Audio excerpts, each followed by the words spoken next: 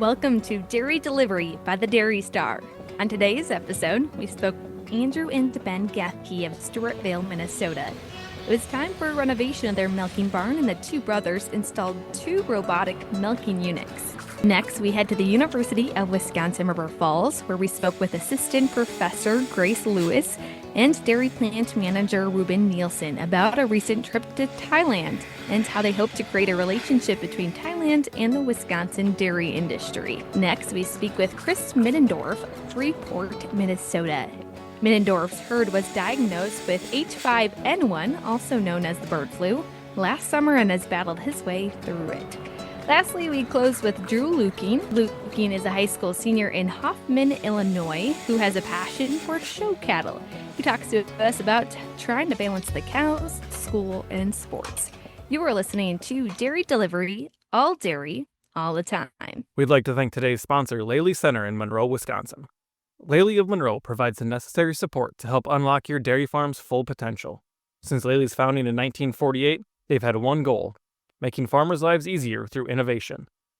They offer a variety of dairy solutions for milking, feeding, manure, and farm management. Lely also offers consumables that fit your needs, offering more than just innovative machines, but complete solutions. At Lely, they work alongside you, keeping your cows and machines in top condition, and ensuring your tanks are full of the very best milk. Milk care, cow care, machine care. Lely does it all. Visit the Lely website at lelyna.com to see all the services and product Lely provides and find what fits your needs. Healthier cows, healthier farmers, better decisions. The Lely Center in Monroe, Wisconsin has the whole picture. I'm Michelle Stangler. And I'm Dan Walker, and we're your reporters with the Dairy Star, bringing you the latest in the dairy industry, including hearing from farmers from across the Midwest and beyond. Well, Michelle, it is now September, which for me, coming from a prior career in college athletics, means it's college football season. Do you have a favorite college team that you follow at all, or are you into college sports at all? I like the Badgers. I watch from time to time, but I'm more of a Packers NFL watcher, I'd say. Yeah, I definitely was until I started working in the sports and having worked at Notre Dame. Obviously, the Irish are my favorite and kind of unseated the Badgers there for me. But one thing I did want to talk about today was there's a couple different college football rivalries that have egg ties to them. So if you'll humor me for a little bit here, we're going to venture off of egg talk for a little bit of college football talk. All right. I'd love to hear it. All right. So I tried to keep some of these from within our readership area, and one of them is not, but it had a cool trophy, so I had to get into that one. So the first one I want to talk about, South Dakota State. They're the Jackrabbits. They're one of the best teams in the FCS on like a traditional level or recently. They do what's called the Dairy Drive and have done it every year since 2012. University partners with South Dakota dairy producers, and just to create awareness on the South Dakota dairy industry. And I had a friend who used to work up there who told me that for a couple games, for a couple years, they used to give away a heifer calf at like halftime of the game. So Wow. that one was pretty cool. And that game is still coming up this year. It's September 27th. So if you want to go see what their marketing efforts have for that, you can watch the Jacks take on Mercyhurst in a couple weeks here. The next matchup we're going to get into here is from completely within one state within our readership area. It's called the Cy-Hawk Trophy. Now that's Iowa against Iowa State. And this game was 2 weeks ago in Ames, with the Iowa State Cyclones coming out on top 16-13. But for all of our Hawk fans out there, I'll be sure to mention that Iowa still leads the all-time series 47-25. Our next game still includes the Hawkeyes. This one is about their rivalry with the University of Minnesota. The trophy for that game is called the Floyd of Rosedale. Now, this rivalry game was started in 1935 as a bet between governors about a prize-winning pig. Now, Michelle, can you guess what the traveling trophy is for this game? Something about a pig. It is exactly that. It's a Browns pig. So the winning team will go over and take the pig and run it up back to their locker room and have all that. The second to last one we're going to touch on is the Battle for the Milk Can. This one is outside of the readership area, but it's Boise State and Fresno State. And the idea came from two dairy producers, Dan Van Groe in Idaho and Roger Flugel. Sorry, Roger, if I got that wrong. Collaborated on the idea, and the trophy is just that. It's a giant milk can that's got like the list of series winners and losers and stuff on it. The last one that we're going to talk about is my favorite name of it. It's called Farmageddon. Ooh. It's Iowa State and Huh, Kansas State. Yeah, yeah. interesting. This year they opened the college football season over in Ireland, so it was taken away from America's heartland a little bit. But we Notre Dame played in that game a couple years ago when I was with them, and having a chance to go to Ireland was a fun time, that's for sure. So Wow, your love for sports and finding the agriculture connection is pretty special. thanks. Well, beyond sports, by the time you'll hear from us next, we'll be in the midst of World Dairy Expo. There will be some shows going on that weekend before the trade show is officially open, and I'm really excited. Are you excited for this year's expo? Yeah, for sure. Last year, that was about the first couple weeks I've been hired, so it was my first time getting down there. So I didn't really know anything about World Dairy Expo as much as I should have. So I'm excited to be down there again this year, and obviously have a little bit more of an understanding of what's going on, what all the things we can hit, and see some of the people that I've worked with in the past, we've done stories on. It's always an exciting time. Yeah, and of course, Dairy Star will have our booth there. It's going to be a packed week with a lot of content with the daily edition with World Dairy Expo, and you might get some more content, more news to come on that. But it's also almost harvest season, so best of luck to our farmers who are preparing for that. But a lot of conversations on today's podcast. So let's get into today's episode. We start today's episode in Stewartville, Minnesota. Amy Kylo sat down with the Gathje brothers, Andrew and Ben. After milking in a stanchion barn, the brothers moved to robotic milking and nearly doubled their herd. Hear from them about some of their herd management strategies and why they made the change to robots.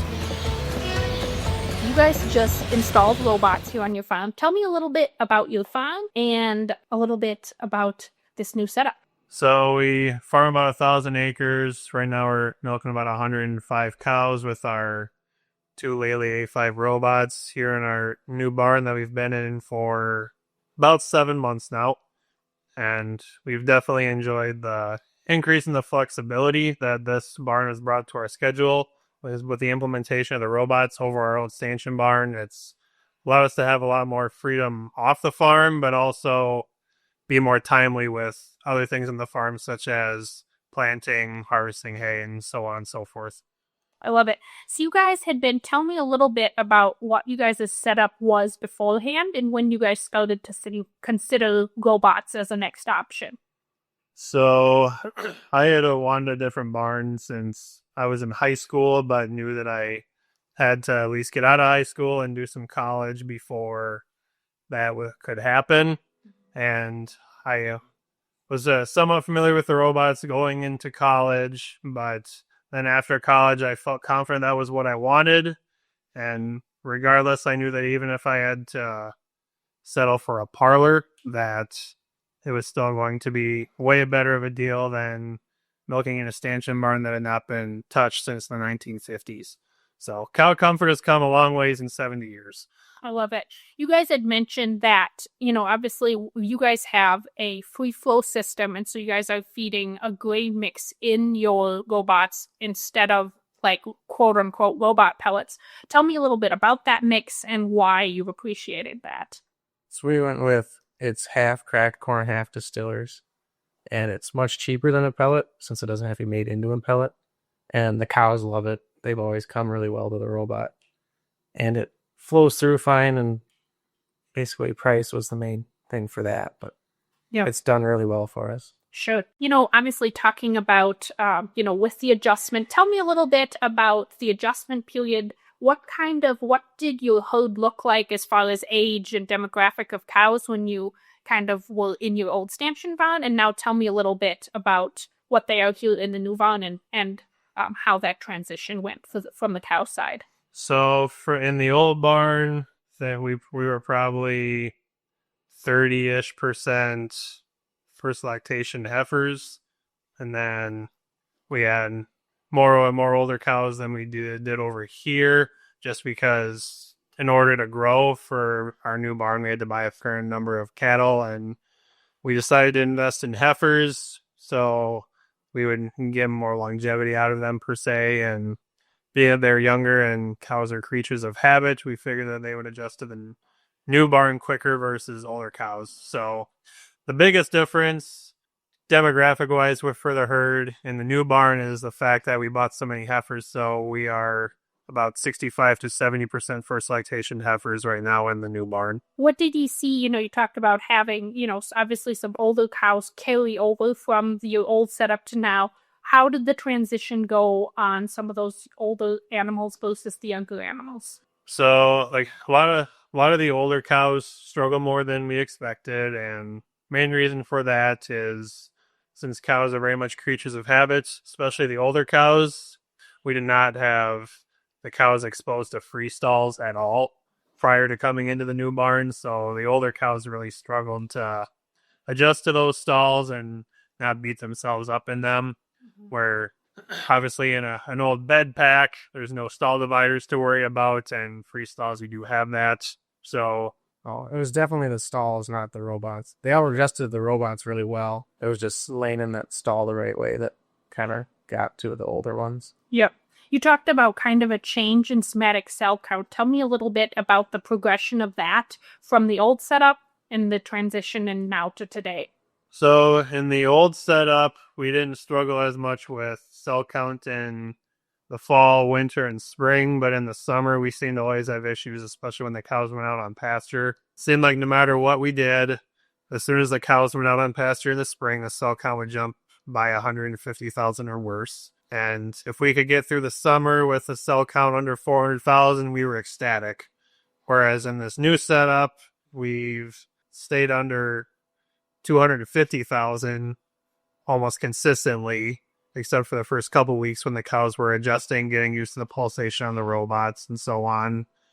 Whereas now our average for the cell count for the month of August was about 122,000, which is considerably less than what we would have had in the old barn this time of year, where combination of the heat and the humidity, and if it rains a lot, it seemed like it was really hard to keep the cell count down to in the old barn. So that is definitely a factor that we do not miss. Sure, that's awesome. So both of you guys are young farmers in your 20s. Tell me a little bit about what made you decide to come back to dairy farm and want to farm. We really liked growing up on the farm. It's really nice, especially when you're a kid. Growing up is quite a bit different experience than most people get, and you just get kind of used to it and you like it. So that's why I came back. I never found anything else I liked better. And farming kind of gets you a little bit of a lot of things, since you have to do so many things. Yeah, absolutely. And for me, I had always enjoyed the cows growing up, and I did not see myself being happy in a career where cattle were not involved, especially dairy cattle. And I also enjoy being able to set my own schedule to a certain degree, and I don't really do well being under somebody's thumb all the time. So do appreciate being able to set my own schedule to the degree that you can control anyways. The milk and feed expert in your area is Laley Center in Monroe, Wisconsin. Laley offers you a new routine. Automation provides greater flexibility, more efficiency, and a better work-life balance. When you spend a third of your life working on repetitive tasks, you can imagine the possibilities it brings when you automate those tasks. Physical relief, time savings, and greater flexibility gives you more time to focus on the more important things, like herd health, improved management, and of course, family life. Healthier cows, healthier farmers, better decisions. Monroe Laley has the whole picture. Read all about the Gathje family's renovation under the headline Ready for What Is Next on dairystar.com. Next, Dan spoke with Grace Lewis and Ruben Nielsen from UW River Falls. Lewis, an assistant professor of food and science, and Nielsen, the dairy plant manager at the university, along with 5 others, spent time in Bangkok and Chiang Mai, hoping to build a relationship between the Wisconsin dairy industry and the growing Thai dairy industry. Grace, can you talk a little bit about where all you went in Thailand and what the purpose of the trip was? Sure. So we went to Bangkok and Chiang Mai in Thailand. And the purpose of the trip, it really evolved into something much more than this. But the purpose of the trip was to establish connections and collaborations between the Wisconsin dairy industry and the industry over in Thailand. And how we went about doing this was really trying to find a product designed and suitable for for export from Wisconsin to Thailand, trying to incorporate some Thai-inspired flavors and really see what those flavors and spices were. But it evolved into much more. So we met with universities over there, and we met with different dairy processors, dairy farmers, and we really made a lot of connections that I think will really help the dairy industry grow in Thailand, as well as offer opportunities for Wisconsin to export to Thailand to really establish that connection. So why Thailand? There's a lot of countries over in Southeast Asia. Obviously, Thailand's got to have a pretty good introduction into dairy for you guys to make a trip over there. So why did you guys pick Thailand? Yeah, so we picked Thailand because it's an awesome growth opportunity for the dairy industry, and there's a lot of interest in Thailand to increase the consumption of dairy. So a lot of growth in dairy consumption and a lot of interest in growing the dairy industry over there, as well as a lot of interest in Wisconsin dairy products and a lot of efforts to increase the consumption of Wisconsin dairy products. And so this is a big relationship building trip from what we talked about. What kind of foundation do you hope this trip paved for you guys in the future of Wisconsin dairy in Thailand? Yeah, so we met so many people over there, from the farm level all the way up to, cheesemakers, to some research and development folks, to importers, to government agencies. We met a lot of people. And the idea is the first step in things like grant writing and everything is knowing people who want to get involved and who want to help with specific initiatives. So I really hope this trip laid the foundation for that kind of symbiotic relationship between Thailand and Wisconsin, specifically River Falls, as well as UW-Madison has some initiatives over there as well. But the idea is to set up that collaboration and allow for faculty exchange and courses over there, over here, and for folks from Thailand to come over to Wisconsin to really grow the dairy industry and to make the dairy industry better here in Wisconsin as well as abroad. And Ruben, you're the dairy plant manager here at UW River Falls. What makes Wisconsin dairy so unique and usable in the Thai market? Well, I think Wisconsin has a pretty great tradition over the last 100-some years with cheesemaker licensing, the Wisconsin Cheese Master Program, of really elevating the knowledge and skill in the dairy industry. And pretty much across the board, from producers to the retailers and the importer we met with, they had questions about dairy. Hey, this is something I've been wondering that I don't have any resources for in my country. So, the more Wisconsin gets known for high quality dairy products and dairy knowledge, I think that'll just help the whole effort long term. We had talked about one of the cheesemakers you guys had met there, what makes her cheeses so unique. Can you just talk a little bit about her experiences and how she started making her cheeses? And Ruben, you can maybe touch on what made her cheeses so unique. Yeah, so she started out, she had married an Italian man who moved to Thailand. So they started making Italian style cheeses, like fresh mozzarella. And he unfortunately passed away just a couple years after they got married. And she decided she wasn't going to just leave cheese making behind, and she was going to keep at it. So about 30 some years later, she was still making these Italian styles, and she did a cheddar and, parm, fresh mozz. They're really just very high quality. And one of the cheeses we had was a smoked cheddar and a smoked mozzarella that she was using mango wood. That was just something we never really tasted, that kind of smoked cheese flavor profile. And so we were always like, you need to enter these at the World Cheese Competition because the judges are going to, I think, be blown away by it. And it's... When you make smoked cheeses here, what do you usually use for wood?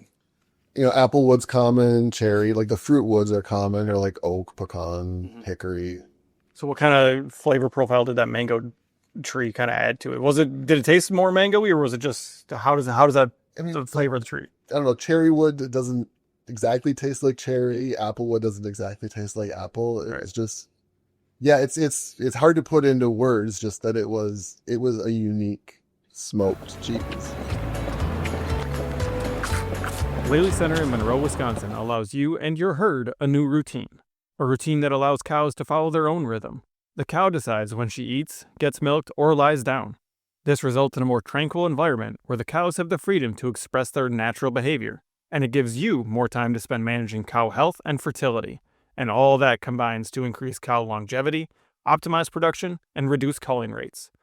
The milk and feed expert in your area is Laley Center of Monroe, Wisconsin.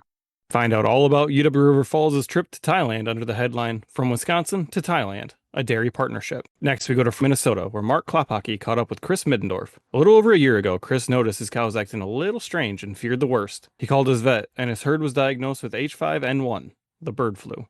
And although the initial outbreak only lasted 10 to 14 days, the herd is still battling through some side effects. Let's hear from him now.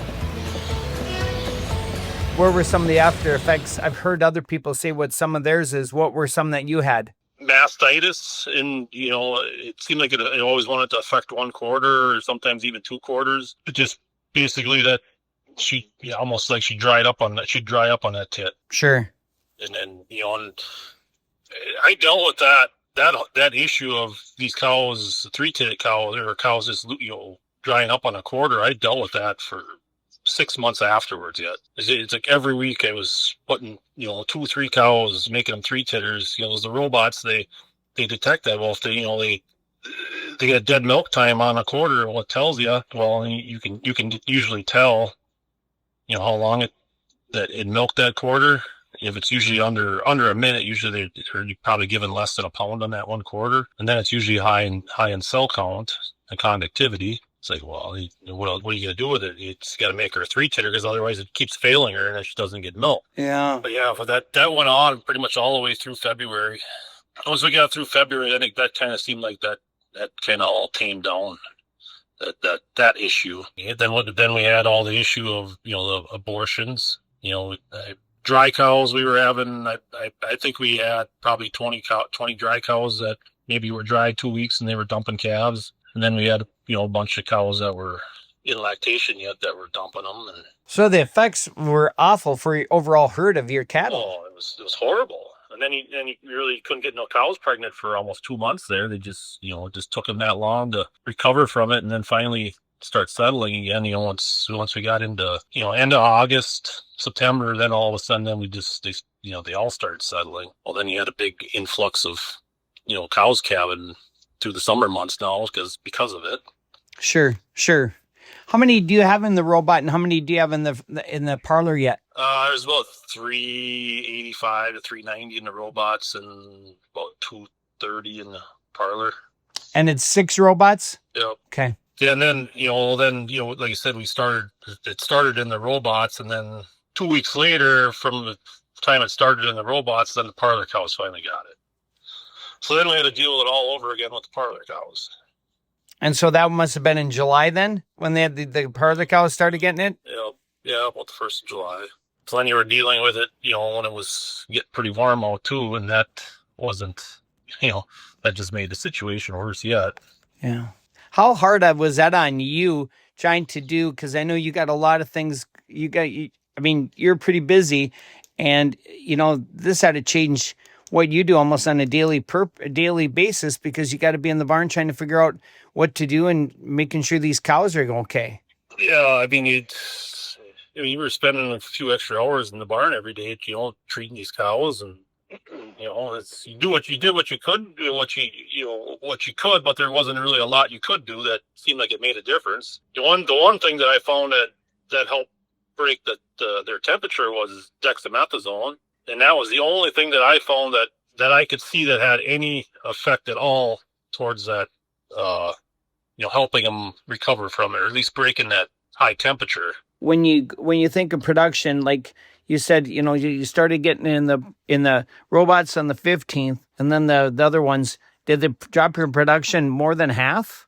Well, on average for the whole herd, we lost about 26 to 27 pounds. So is that about a third or a quarter? I don't know what your herd average is. Well, the robots at the time, we were really getting things cranking in the robots at the time, and things were really working smooth. And that was the highest production we had yet since we had started with the robots. I think we were at, it was like 90, almost 92 pounds we were at.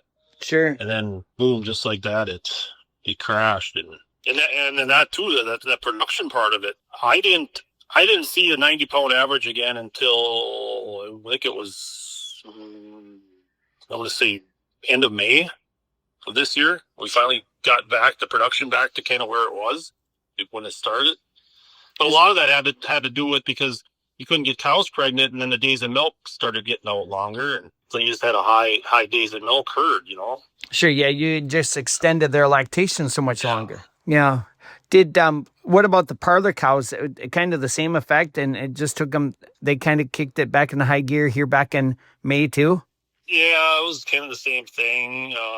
And the parlor cows, I don't know, maybe it did affect them just as bad, but it was, you know, half the amount of cows, so it just didn't seem like it was as bad, but it was half as many cows, and not every cow got it either. That was the thing, you know. The ones that got it, and the ones that didn't, well, they just seemed like they just kept smooth sailing, and why it affected certain cows and not others, I have no idea. Was it a younger base, older base that it affected? Because I thought that was originally what they thought, but then a lot of people said that's not the case. Yeah, they said that.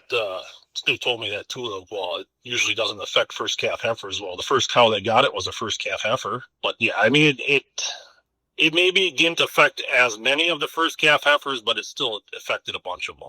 But it seemed like it got the older cows. It got them even worse.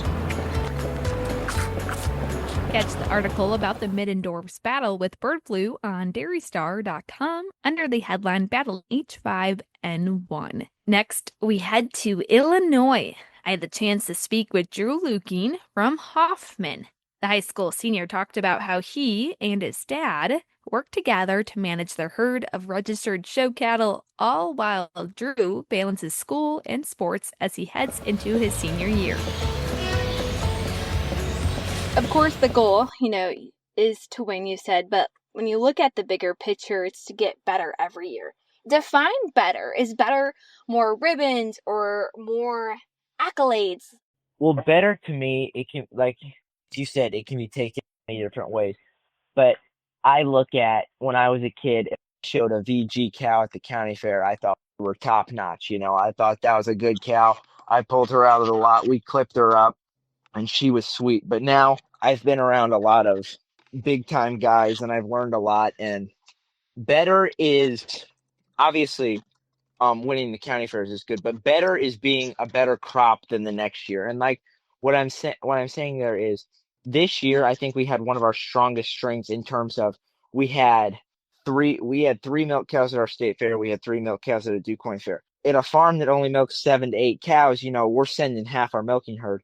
Our better is developing good heifers into great cows. I think, at least my personal goal, I don't know about the rest of my families, I think that cows, if you get the cows looking good, they do have a obviously more requirements than heifers, but in terms of better, I like purchasing them or raising them young. And we had a cow win this year that was actually homebred, and to me that is the definition of being better. If you can raise them here, it's born here, it's just a little bit more sweet. And we like buying them too, obviously, but better is just having a better overall crop. It's not having one cow, because we've had a heifer that was a reserve All-American, but we just had like one that year. I think it's more valuable to have a group of cows, and we like to compete for, like at DuQuoin especially, we'll compete like best. I think the last 2 years we've been like best brown Swiss breeder, and we only have like 4 or 5. But better is just making sure that if you buy a cow, she's better the day that she hits the ring than she is the day you buy her.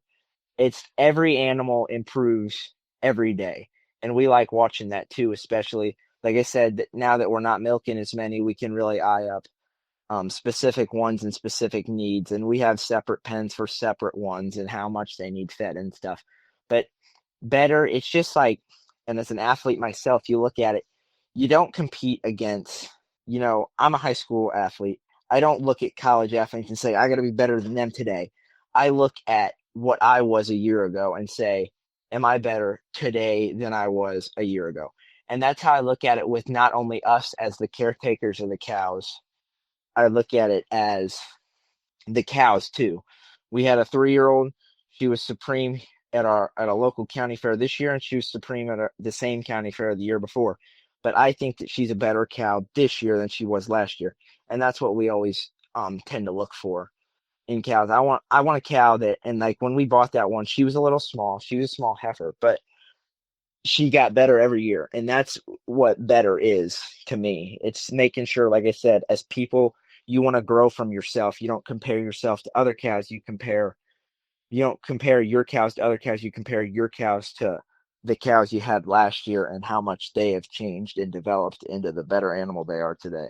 Wow, really cool perspectives that you bring. But with you keeping some, is the idea where, is it a passion project or is it a business that you're building? Well, I'll be honest. I don't think that I definitely don't do it for the money. And a lot of my friends think that, if I win a cow show, I make a lot of money. And it's really not that. I like to pay back my expenses. I like to pay back, some clipper blades I gotta buy. But no, I've sold cows, and I sold cows at national sales. And I actually sold one 2 years ago that ended up winning a class at Louisville the next year, funny enough. And no, I wouldn't say it's a business. It's definitely out of passion. I mean, my dad has the same amount of passion that I have in terms of he can't stay away from it no matter how hard he tries. And I'm the same way. And I'll be going off to college here shortly, and I know I'm gonna have a tough time adjusting to dorm life because it's just every morning I wake up, I go out before school. I go out and feed the cows, and it's not because I want to make money. It's because I just love doing it that much. And everyone's got their own kind of hobby. And my hobby is probably more expensive than a lot of people's. But it doesn't bother me. Like we're sitting pretty there. And like I said, the cows they pay the expenses back for the most part. And my family's been very supportive along the way in all those endeavors. My grandparents live close here, and my mom and dad have always made sure I've had everything I needed. My sister's been a big role. A local guy taught my dad. He taught my dad how to. He really got my dad into it because my grandpa had mostly grades, but he started getting into the registered business. But my dad fell in love with it when he was a kid. Local guy had him show a few, but yeah, it's definitely, like I said, they pay off their expenses, but for the most part, it's a passion thing. Like we just can't stay away from it. We can't bear the thought of not going up there at least to see the show at Madison. We can't bear the thought of missing a local county fair. We can't bear the thought of, missing state fair. I mean, we wouldn't miss stuff like that for the world. And like my dad's told me before, he's like, even when you're gone at college, I'm bringing at least a few to the county fairs, if you can't make it back. And yeah, he's the same way with me as that. And my mom is into the cows, but she's always been, a great support of it all. And she grew up on orchards, so she knows what hard work is. She's been around, and my sister's very passionate about the cows too. And she's getting married soon, and she's like, well, I want to make sure my kids have the same opportunity as me. And I think the same way too, whenever I'm old enough and I got little ones running around, that they get the opportunities that my parents and grandparents gave me, because I've been blessed with the hardships and the good times of the farm, because there's too, there's good and bad days, but I wouldn't change a thing for the world, because I have kids come up to me like, you ever get tired of the dirtiness and the working and waking up at 4 o'clock to wash at shows? And I'm like, no, I really don't get tired of it. Like it's something I just love doing that much. We'd like to thank today's sponsor, Laley Center in Monroe, Wisconsin. With Laley, you're no longer working under the cows, you're working between them. Visit their website at lelyna.com to review all the products and services Laley can provide your dairy. Healthier cows, healthier farmers, better decisions. That's Laley. Well, Dan, in the latest issue of the Dairy Star, our side of the fence took up a tone with families. We spoke with several people from around our Midwestern readership area about why they thought it was important to have their kids grow up on the farm and when they were tasked with doing chores on the farm. Another story we have is from Danielle Nauman, one of our Wisconsin reporters. She spoke with the Haig brothers of Marshfield, Wisconsin. 75 years ago, they accomplished something that is still unmatched to this day. August Ron and Roger Haig each won their individual showmanship classes at the Central Wisconsin State Fair. Now, what an incredible accomplishment for that family, and to still have it unmatched today shows just how truly special that year was for them. Dan, this next one reminds me of the fall season. You had a chance to head down to Platteville, Wisconsin for a back-to-school hayride. This was the second year that the Platteville School District welcomed its teachers back with a hayride, but this year it's helped memorialize Tyler Fred Weigel Fred, a 2009 graduate from Platteville High, was a key part of last year's event and passed away last November. This year's ride helped serve as a way to honor his memory. What a lot of great stories in this issue of the Dairy Star. You can find more in next week's Dairy Star newspaper. And come back to the Dairy Delivery on Spotify, Apple Podcast, or wherever you listen to podcasts to hear more of those stories. Make sure you rate and subscribe. And if you or someone you know is interested in being featured in the Dairy Star or on Dairy Delivery, reach out at dairydelivery@dairystar.com so we can continue sharing